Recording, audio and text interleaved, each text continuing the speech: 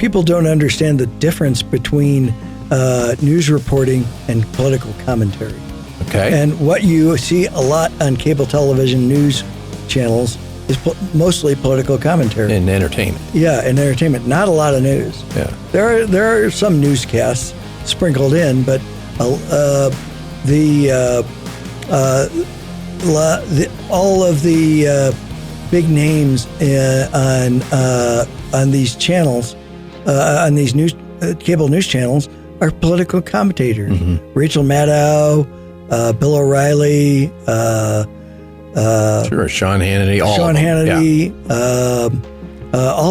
they all have a point of view, and they are doing political commentary. It is based on news, but nonetheless, it is an opinion, not news. Mm-hmm. And people need to understand that. The very latest on economic development, workforce, and industry sector news in Southern Colorado. Here is Business Digest Weekly with our host, Dirk Hobbs. All right, good Friday afternoon, ladies and gentlemen. Welcome to the Business Digest Weekly. I am your host, Dirk Hobbs. I am so glad you're with us. Another perfect Friday afternoon here in Southern Colorado. Been a warm week, and hopefully we'll get a little moisture this weekend, so stick around for that. If you missed last week's interview or this past week's interview on Monday over on Fox 21, we started talking about, there's so much going on in the region with development. And I do want to get into the development sentiment in the region and how some of our outbound messaging is not really being very supportive of a pro-development, pro-business mindset. And so I would encourage you to take a listen to that. And what we're going to be trying to do through the digest over the coming year is really educate and inform people how that message is coming across to people who would otherwise be interested in investing in Southeast Colorado, because it's counterproductive what we're doing today. And I think there's a lot of uninformed folks as it relates to the reasons they're standing against development or speaking out against certain aspects of it. Some of it's good, some of it's true, some of it's valid concerns, but some of the traditional excuses as to why we shouldn't be cutting into so much development has been a little bit skewed. And so we're going to spend some time with subject matter experts throughout the region in different quadrants of our marketplace.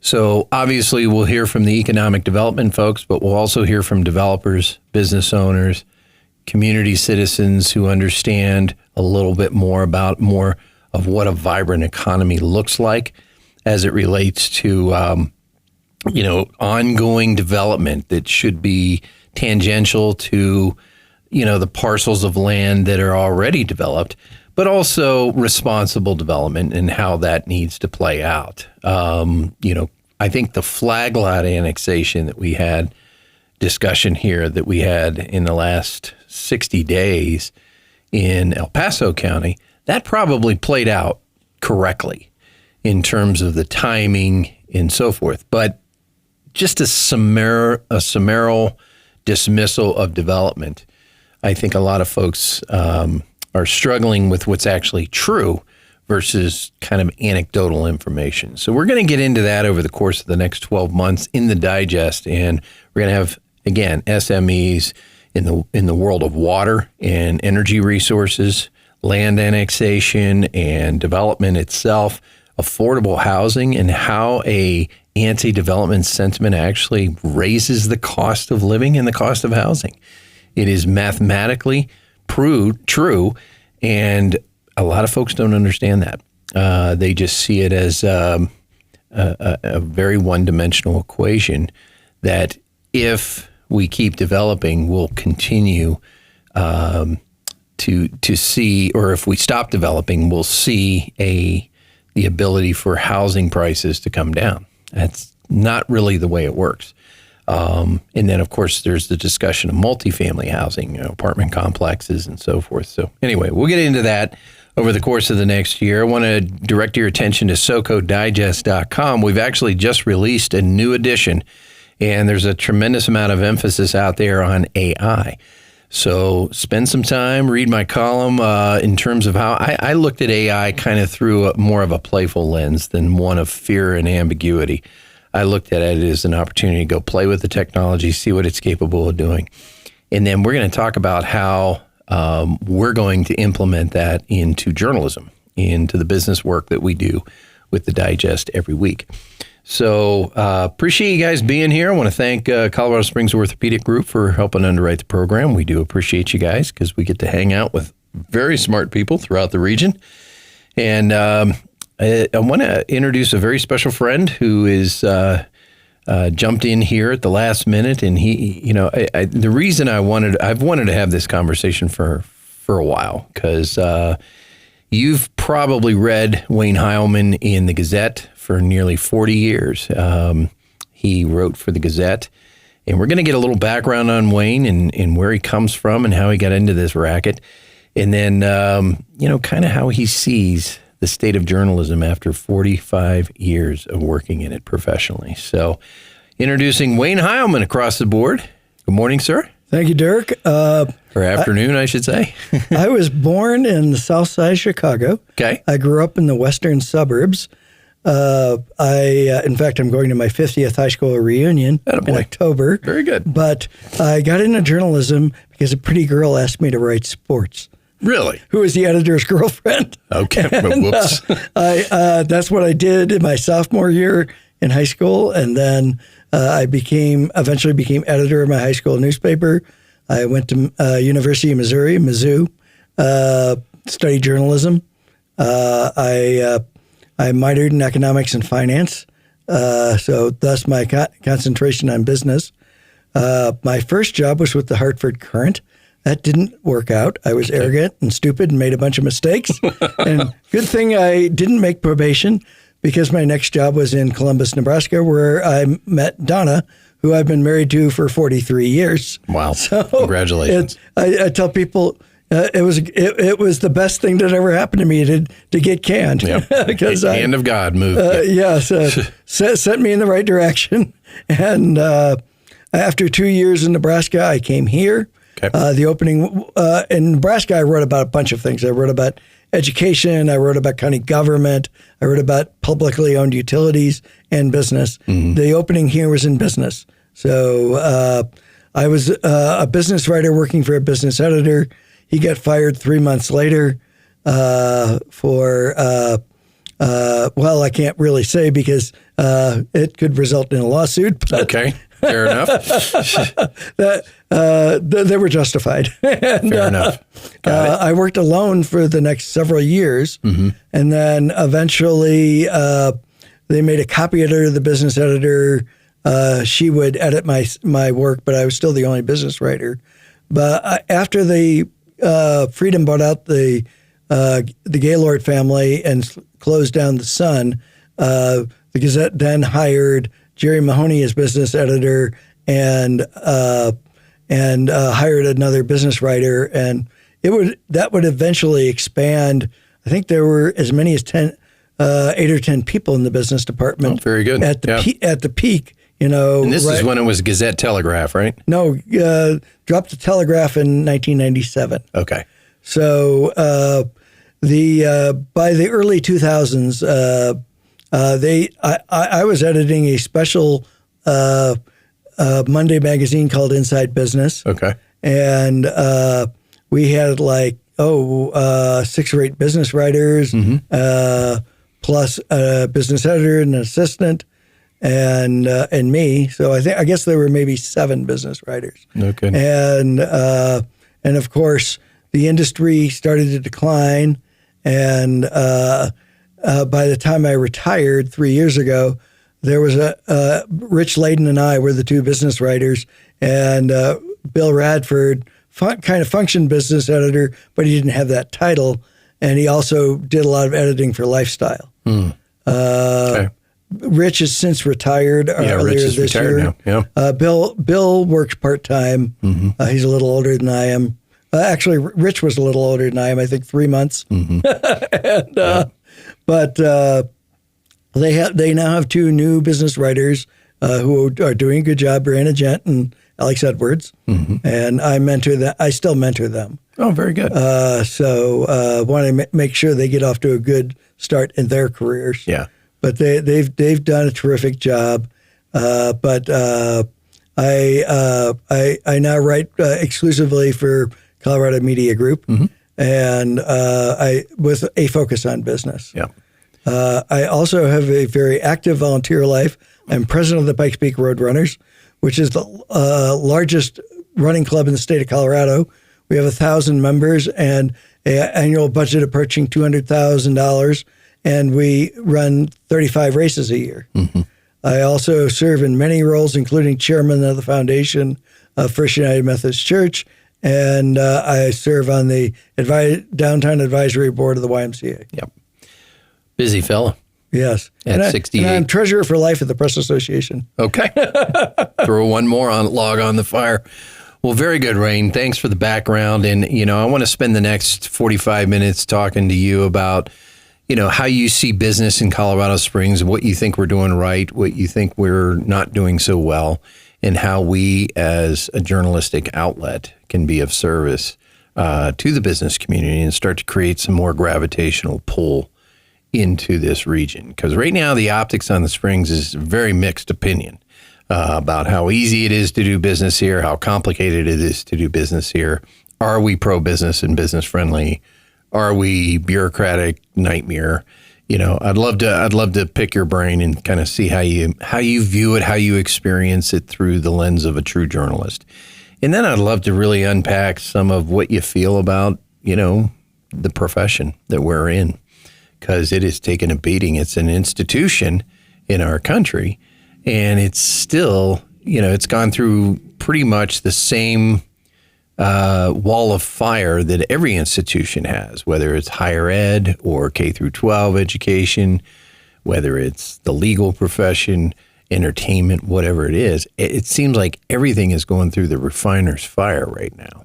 And I'd love to hear your take on can we actually affect change in journalism through honest journalism and still be impartial? And one set of, what was the expression you used? You have a right to your opinion, but yes, you have a right to your opinion, but you don't have a right for to your own facts. Your own facts. Facts are facts. Yes, and are indisputable. Yeah, and people would like to put a spin on that, and they say, "Well, it depends on your perspective." And no, I'd love to hear how you respond to that as a professional journalist. Hanging out with Wayne Heilman, a celebrated journalist here in Southern Colorado, has been doing it for us here for 40 years. He's had highlights, he's had low days, just like all of us in this business.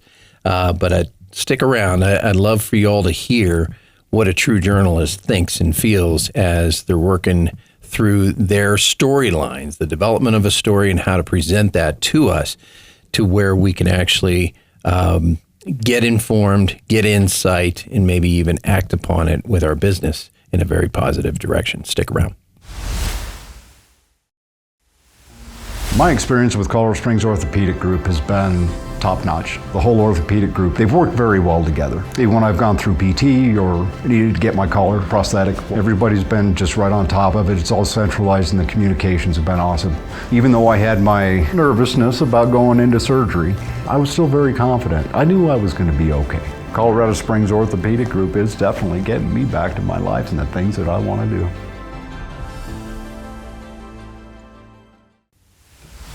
All right, we're back here, second quarter Business Digest Weekly on a Friday afternoon, about 3:15 here, and we're glad you're with us. We're hanging out with Wayne Heilman.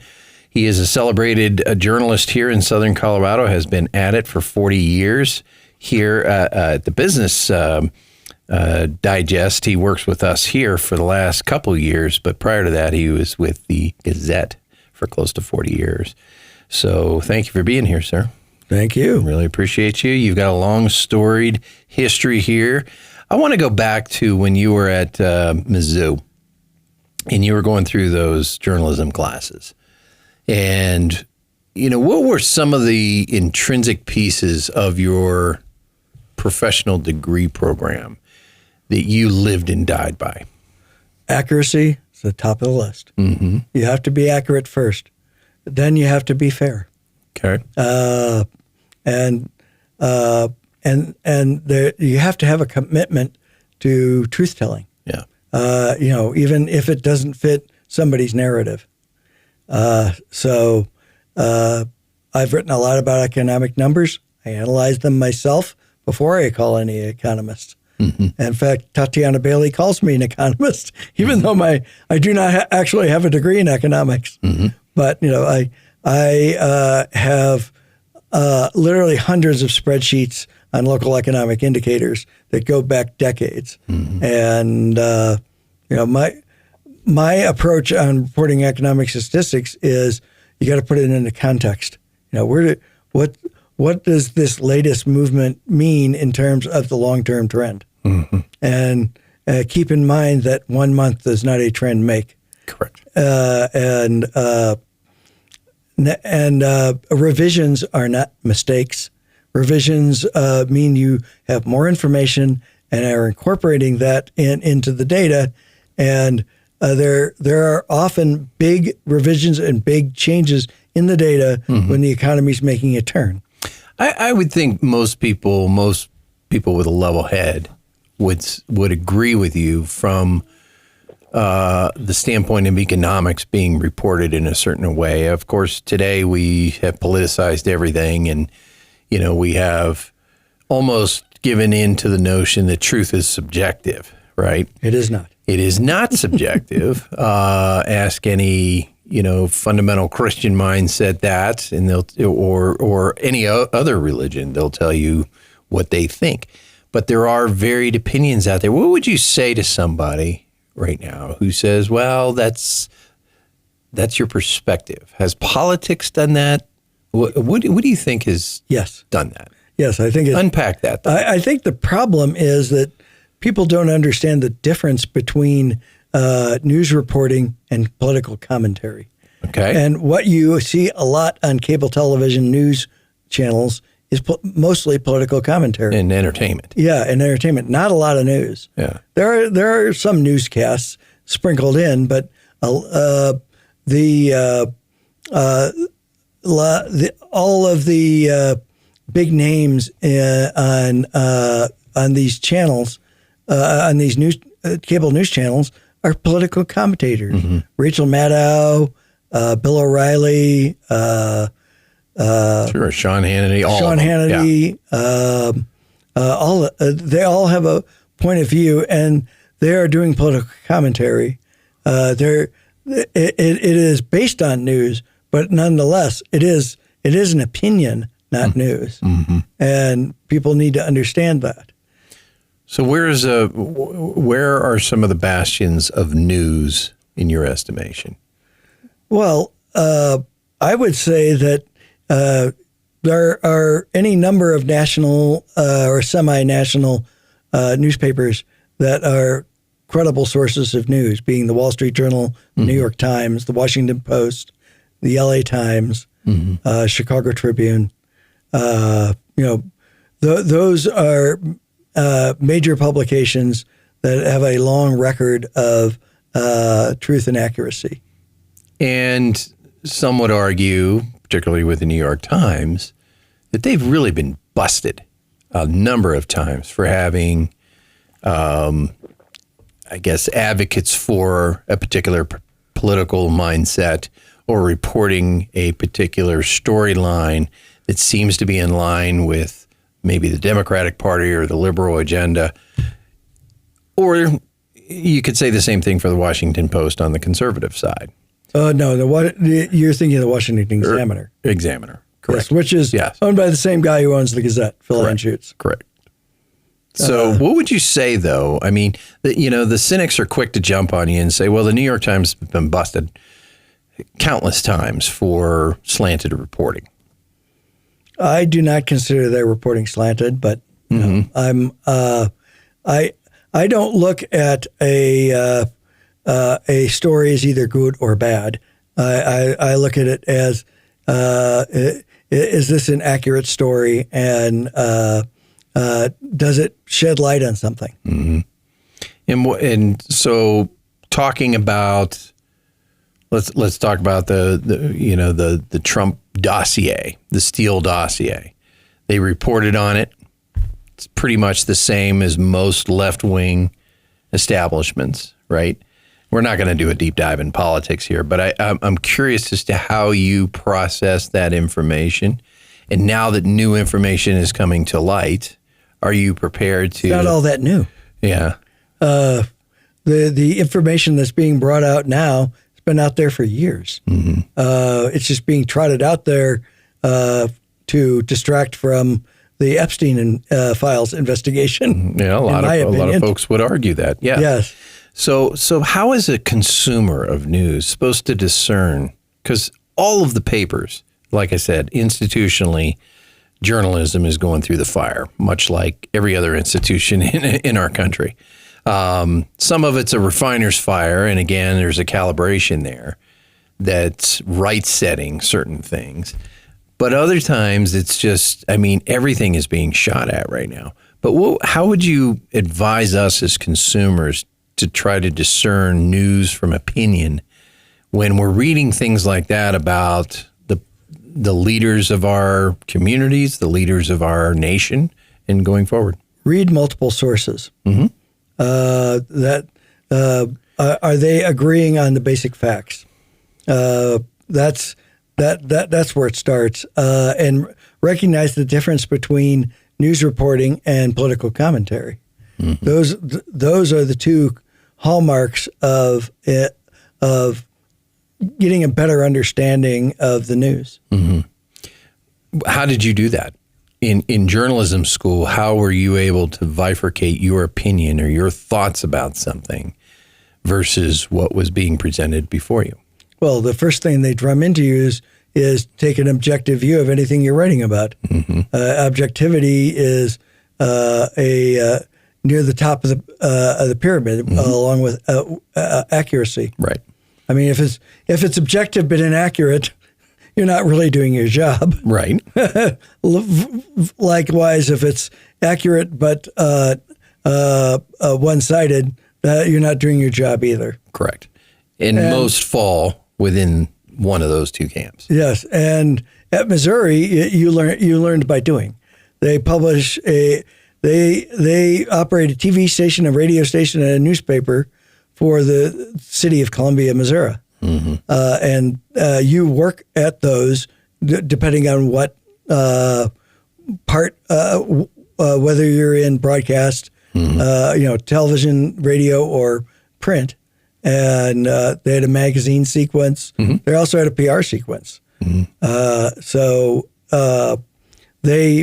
You learn by doing.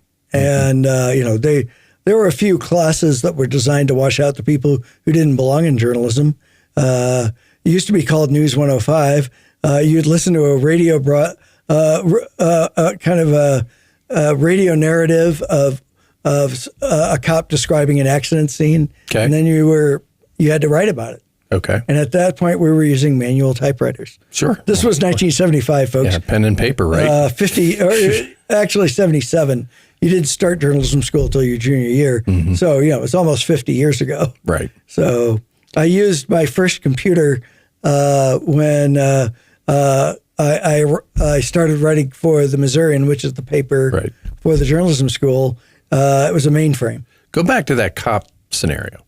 So when you were presented with that, what was the case? What was presented to you? And then how did you report, or do you recall? I don't recall. Okay. But take a situation today that you're presented with a story, and how do you fact check?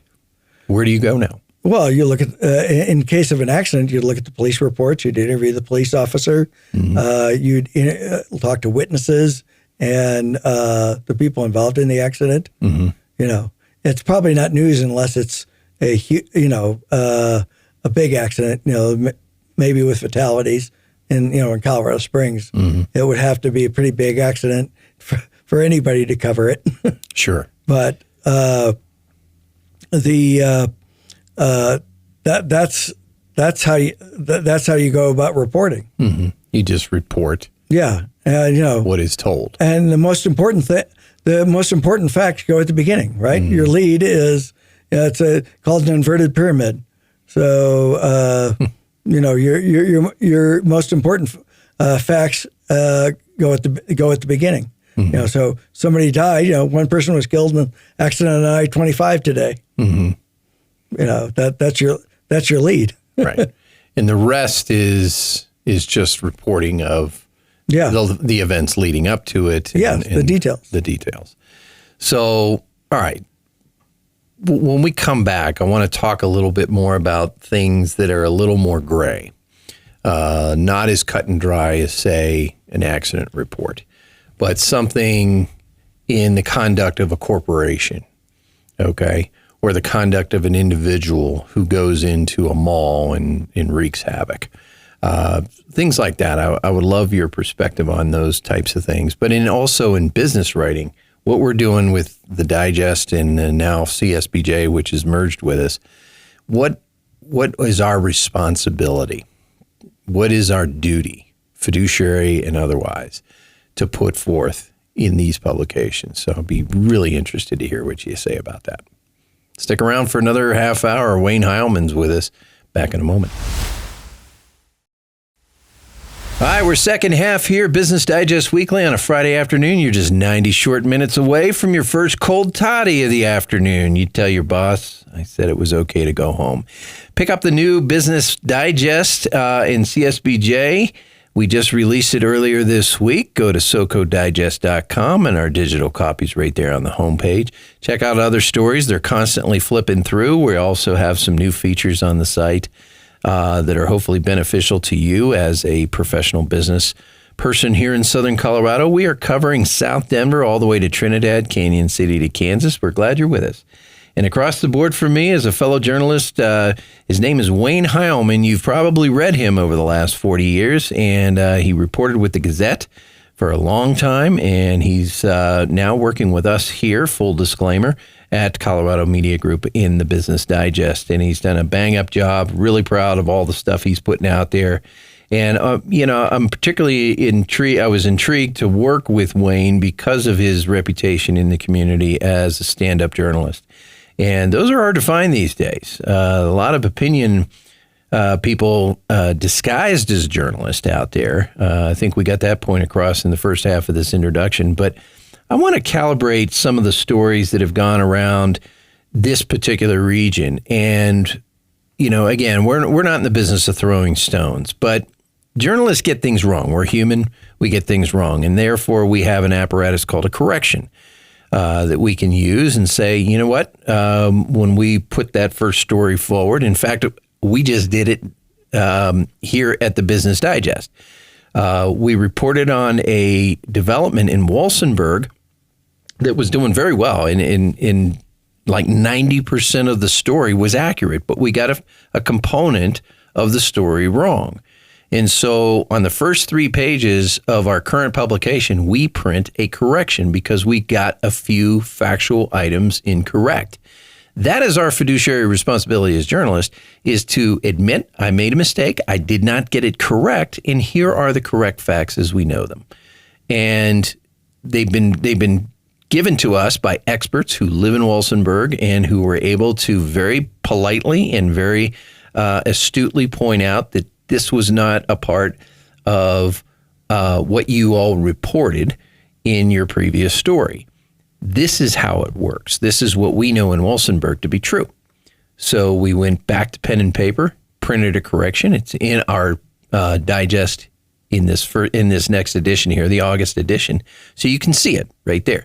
So that's one of the tools we have at our disposal to say we made a mistake, we're correcting it and setting the record straight. Okay, but not all news organizations do that. And as far as CNN, MSNBC, Fox News, a lot of those are entertainment channels. A lot of those are political commentary channels, and they're largely opinion-based. And so if you're looking for news and factual information about the political climate, that's probably hard to come by. But it does exist out there. There are the vast majority of journalists who graduate from journalism school want to do the right thing. Just like physicians who want to come out of medical school, they want to do the right thing. They want to help people heal. We want to keep people informed and keep the powerful into account. That is part of our responsibility. But there's also a lot of people that are being pulled by different variables in our profession, namely advertisers. That's part of it. But there's so much cynicism around what is being reported. And I think as a population who consumes news and information, we have the right to side-eye just about everything we read, and we probably should. I think a lazier mindset might be, well, I'm just accepting this diatribe as true.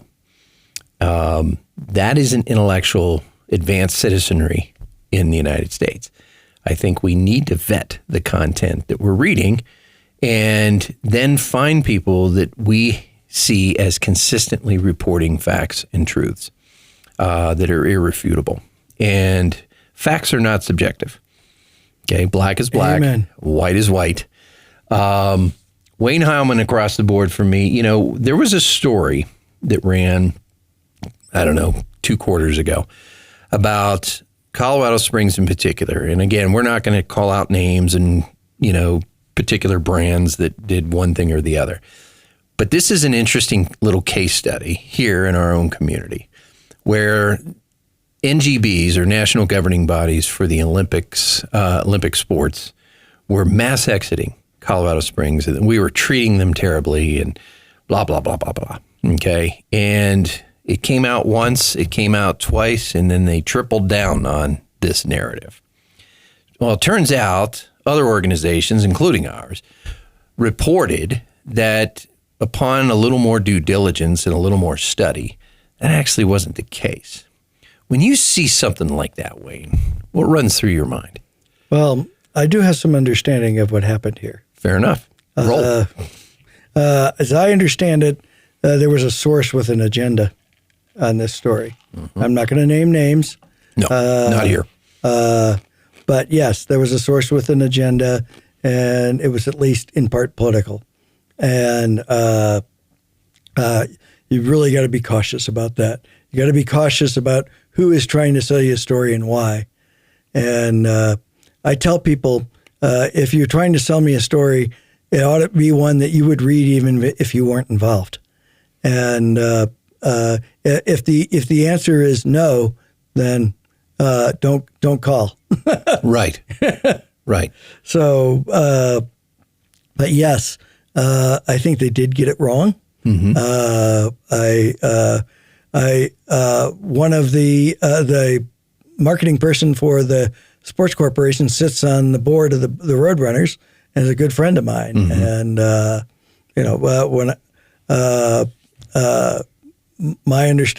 my understanding from her is that the opposite is true. As there were incentives offered for another NGB just a few months ago. Mm-hmm.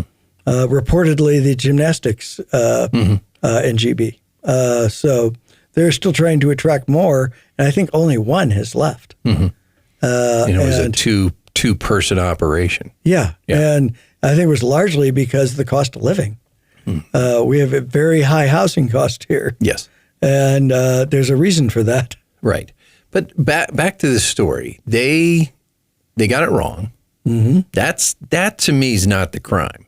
No. The crime is tripling down, and then not once the facts were brought to light that there is not an exodus of NGBs or the Olympic movement here in Southern Colorado. In fact, do we have relationships that we could probably improve? Are there things we could probably do better as a community, as a business community, incentives and otherwise? Absolutely. And of course, you're talking about the housing, the cost of living here, and the salaries aren't terrific over there throughout the NGBs. It's most of those people are there for the passion and the love of their sport. But still, there's not this exodus of NGBs just lining up to say, to hell with Colorado Springs, we're moving forward with some other place, Indianapolis, North Carolina, whatever it is. They're always, like any business, they're always looking for another opportunity that could put them in a position of better rent as an NGB, better cost of living, all those things. But we continually interact with these NGBs to try to figure out better solutions for them. So, And I'm not aware of any NGB that's moved to North Carolina. agreed. That's more an economic development strategy by a particular North Carolina community. That's correct. So I think where people just get so utterly disgusted with our profession is when that entity not only triples down, but then is seemingly remorseless about the whole thing. So how do you respond to that as a journalist? Does that just stick in your craw like it does for me? I mean, why not come to the table or come to the mic and say, we made a mistake? I'm saddened by it. Humility is a good trait anyone should have. Mm-hmm. Be willing to admit you were wrong. Be willing to learn more, and move forward. And whose responsibility is that? It's everybody's in a given news department. Yeah. But who's, at the end of the day, who needs to set the standard for the conduct of their reporters in the paper or the outlet in general? Well, it's going to be the editor and the publisher. Yeah. And with a TV station or a radio station, it's going to be the general manager and the news director. That's right. And so, I mean, we have to, as consumers, because that story ignited throughout the community, and it really damaged the work of the Sports Corporation, Visit COS, the Colorado Springs Chamber and EDC, and of course the USOPC here in the community, in the training center and the museum. Were like, what are you guys talking about? Why are you saying this? Well, they're probably a lot of everybody's now looking for more eyeballs and ratings, and page views. Do you think there's a pendulum swing, Wayne? I know what you and I are trying to do, and our editors and publishers and writers in Colorado Media Group. We're working every day to stay the course. We're not perfect. Like I said, we just made a correction, but we try to get it right. Do you think there's a swing in the pendulum from a consumer standpoint to try to seek those types of news reporting entities out? Or are we resigned to our own political feelings and wanderings? I hope you're right. I don't too. know if you're right. I think it remains to be seen. Mm-hmm. I mean, I think the Gazette and Colorado Media Group and most of the TV stations, some of the radio stations have a commitment to that, but not all. Not all. Yeah. There's media even locally that have a point of view. Yep. And you've got to recognize that. Yep. And differentiate the editorial page from the news operation. And that's why we try to label our content opinion, if it's somebody's opinion, or a sponsored content piece. If they're buying the opportunity to present information to you, we call it sponsored content or paid advertisement. Anyway, in the last quarter, I want to get even to some the Gazette has advertorial. Advertorial. It's from one of Phil's companies. Yes, right. Xanterra and Windstar Cruises are both owned by Phil Anschutz. Amen, brother. Well, when we come back, we're going to wrap up this conversation, but hopefully we, just hearing this from a seasoned professional journalist who worked throughout his entire career with the desire to be an honest reporter, an ambassador for news and information out there. Wayne Heilman's with us. Stick around. My experience with Colorado Springs Orthopedic Group has been top-notch. The whole orthopedic group, they've worked very well together. Even when I've gone through PT or needed to get my collar prosthetic, everybody's been just right on top of it. It's all centralized and the communications have been awesome. Even though I had my nervousness about going into surgery, I was still very confident. I knew I was going to be okay. Colorado Springs Orthopedic Group is definitely getting me back to my life and the things that I want to do.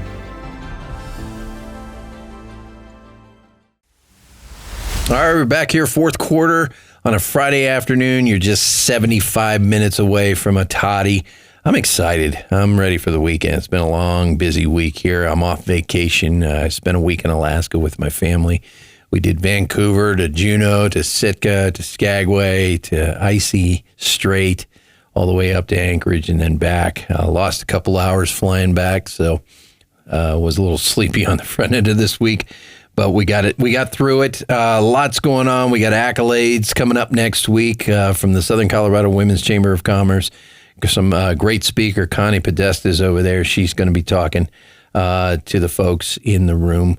And it's going to be a great celebration of some women who are leading the way in many regards in our community. So stand-up event there. I think there's still time to register. You can go to scwcc.com and pick up your tickets and enjoy a nice lunch over at the Hilton, Doubletree Hilton, and on the south side of Colorado Springs, and see some of the great folks that are leading our community down there. Another great addition out, several stories with Wayne included, who is our guest today on air, talking about Colorado Springs Airport entering the cloud. There's a lot of great stories in here. The Chili Enterprise down in Pueblo.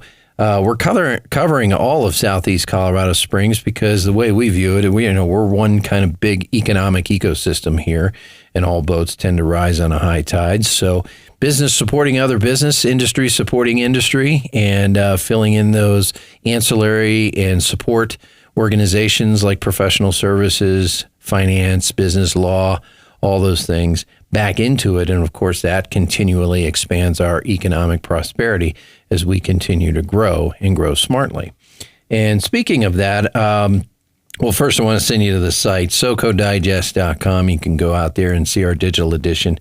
We're moving to a subscription model here pretty soon. So we want to get you addicted to the content because we've got some amazing people writing for us, Wayne Heilman included, a 40-year plus veteran in the industry. He knows this community. He knows the history, and he's a stand-up reporter. And I'll work alongside this guy any day of the week. And I'm really pleased and proud that you're a part of what we do here at the Digest, Wayne. Thank you for being a part of it. Thank you. Absolutely. And it says a lot that you would want to be a part of this, that we might be on the right page and on the right trajectory heading forward. So we're here to develop a message and a communication for Southeast Colorado. Yes, we want to give you facts and information and insights, economic, business, finance, and in countless other business topics. But we also have a role in creating attraction and economic development by virtue of sharing what else is going on around the community. One of the prevailing wisdoms right now out there is an anti-development sentiment and not the most business-friendly environment.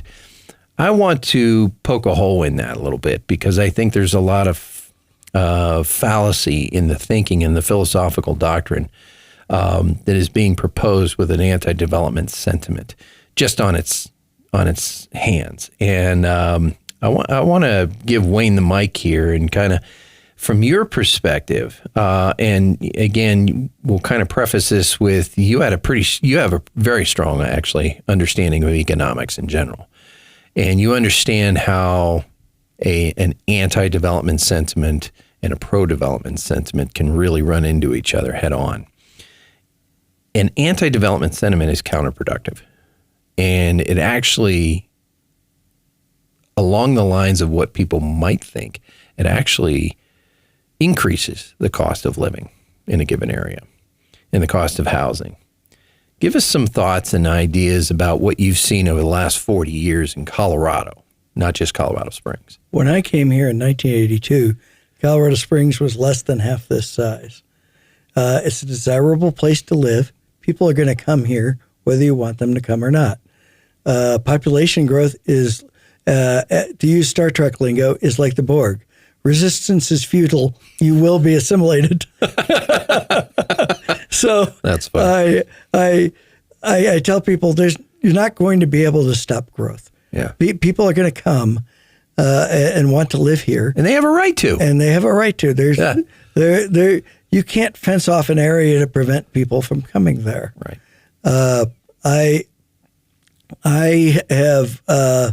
I've lived in several. 2 or 3 different places in Colorado Springs, and I don't know that I would ever leave. My wife and I love this area, and all of our kids live here, and all of our grandkids live here, and so does my mother. Nice. So we're we're, my wife doesn't like all the growth, but I said you're not going to be able to stop it. We have somewhat of a labor shortage, and we certainly have a shortage of housing. Tatiana Bailey's, the economist, says it's more than 10,000 units, despite all the construction we have seen in the last couple of years, and a lot of it's in apartments because that is more affordable than single family, and a lot of people with the high interest rates and the down payment requirements and the cost, apartments are a more affordable alternative. I think some of these apartments are destined to become condominiums. Right. I think it may be that at once that the statute of limitations on construction defects passes, they will be made into condominiums. Agreed. We've only had one case of that in the last decade or two, and that was a apartment building in Martin Shadows that was converted from apartments to condominiums for similar reasons, I believe. Right. But if you any attempt to restrict growth is going to end up restricting supply and therefore increasing costs. Boulder and Boulder County are a perfect example of that. Okay. Where the average housing prices are approaching or over $1 million, whereas here we've had a rapid increase. We're now at $500,000 at least, yeah. And clearly, the housing prices have increased many multiples of the average wage. So we've become far less affordable. Certainly, the cost. I track this. The cost of living versus wages has been going in the wrong direction for quite a while. Aside from you're not going to keep people from moving here, what else would you say from a reporting standpoint or a factual standpoint that the anti-development sentiment is wrong, is incorrect? Well, people need to live somewhere, right? If they're going to come here, we don't want them to be homeless. Right. Or jobless. Or jobless. Yeah. So we would like people employed, preferably in jobs that pay more than the average wage, which is the focus of the economic development efforts in this community, is to attract jobs that pay more than the average wage, because Colorado Springs' average wage is somewhat below the national average and well below the state average. I can tell you that if you want development, if you're going to have development, it's much cheaper to do it. To do infill development where the infrastructure is already in place. Right. You see that with a lot of apartment buildings. And some of the opposition has focused on fire evacuation. I was evacuated during the Walter Canyon fire. I can tell you that that evacuation was like the fall of Saigon. Right. And, but part of that was they let people from Mountain Shadows back in. Yeah. And they probably shouldn't have. I want to get to one point because we got about 2 minutes here to close this out. But when you see the sightline, the downtown concentration in development, a discussion happening, what's running through your mind, Wayne? People say, well, we don't want to become Denver. My answer to that is, well, we have alternatives, and if you don't want to become Denver, we have to kind of take control of our own destiny here. So we need smart policy. We need smart development practices here, but we don't need to be over-regulated or over. Do you believe in the free market or not? Absolutely. I don't believe that the government needs to tell us how tall a building should be. I just think that let the market dictate that. Yeah. For years the Gazette's editorial philosophy was libertarian, which is let the market make those decisions. I want to give you about 45 seconds to close out. How you would advise people to consume news and information and start making more cogent, clear decisions, or as close as we can get in this digital age. Read, and read some more. Mm-hmm. That's not to say that broadcast media is is not a good way to consume news, but I come from a print background, and I think I learn more from reading it in print. But certainly use multiple sources and recognize when there's a point of view at play. Go beyond the headlines, folks. Yes. Read, and read some more. Wayne Heilman, thanks for joining me today. Thanks for shedding some light. I mean, we could go on for days on this topic, but I appreciate you being here and sharing some of your experience and wisdom and background on this. Thank you, sir. You're welcome. All right, folks, we'll see you next week here on Business Digest Weekly. You've been tuned in to Business Digest Weekly with Dirk Hobbs. If you'd like to be considered for a spot on our show, email us at info@coloradomediagroup.com.